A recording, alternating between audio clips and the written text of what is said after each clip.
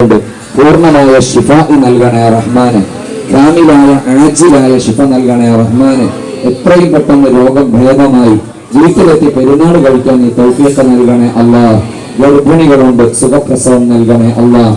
ക്യാൻസറും ട്യൂമറുമുള്ളവരുടെ ശിഫ നൽകണേ അല്ലാഹ്. 2.5 വയസ്സിന്റെ കുട്ടിയുടെ ശരീരത്തിലേക്ക് കഞ്ഞി മറിഞ്ഞു വീണ് പൊള്ളലേറ്റു പൊട്ടിക്കരഞ്ഞുകൊണ്ടാണ് ഉപ്പ സങ്കടപ്പെട്ടത്. നീ ശിഫ നൽകണേ റഹ്മാനെ. 11 വയസ്സുള്ള കുട്ടിക്ക് ബ്രെയിൻ ട്യൂമറാണ്, ദുആ ചെയ്യാൻ ഏൽപ്പിച്ചു. നീ ശിഫ നൽകണേ അല്ലാഹ്.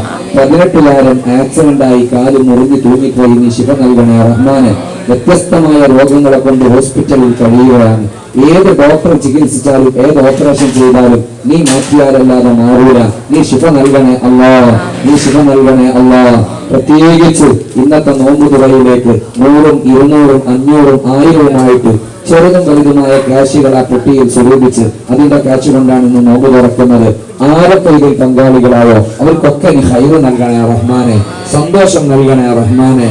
അള്ളാഹുവേ, രാവിലെ മുതൽ ജോലിക്ക് പോയി ക്ഷീണിച്ചവശരായി ഉച്ചയ്ക്ക് ശേഷം ഇവിടെ വന്ന് ഭക്ഷണം വിളമ്പാനും പാകം ചെയ്യാനും പാക്ക് ചെയ്യാനും ഒക്കെ പ്രയാസപ്പെടുന്ന കഷ്ടപ്പെടുന്ന പാവപ്പെട്ട വളണ്ടിയേഴ്സ്, അവർക്ക് നീ തുണയാകണേ റഹ്മാനെ. അവരുടെ ജീവിതത്തിൽ രോഗമോ ദാരിദ്ര്യമോ നൽകല്ല അല്ലാഹ്.